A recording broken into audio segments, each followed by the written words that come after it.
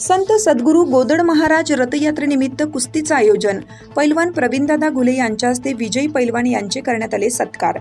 कर्जत तालुक्याचे ग्रामदैवत संत सद्गुरू गोदड महाराज रथयात्रा मोठ्या उत्साहात संपन्न झाली। लाखो भाविक यांच्या उपस्थितीत रथयात्रा भरते। या निमित्ताने कुस्तीचं आयोजन करण्यात आलं होतं। या निमित्त महाराष्ट्रातील पैलवान उपस्थित होते।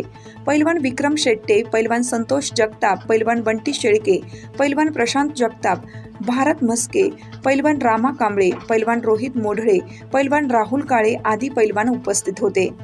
या निमित्त महिला पैलवान Sonali Mandlik, double gold medal विजेत्यांसह आदी महिला उपस्थित होत्या।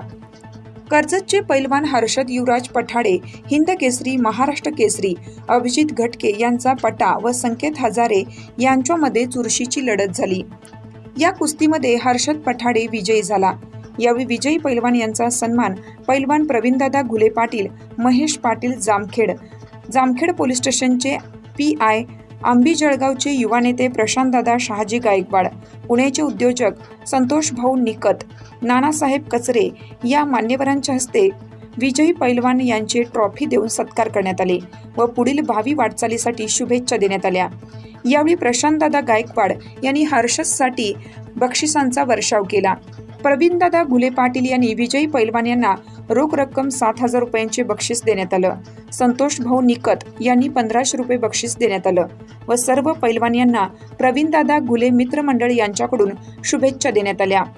कर्जत तालुका प्रतिनिधी सुनील खामगळ।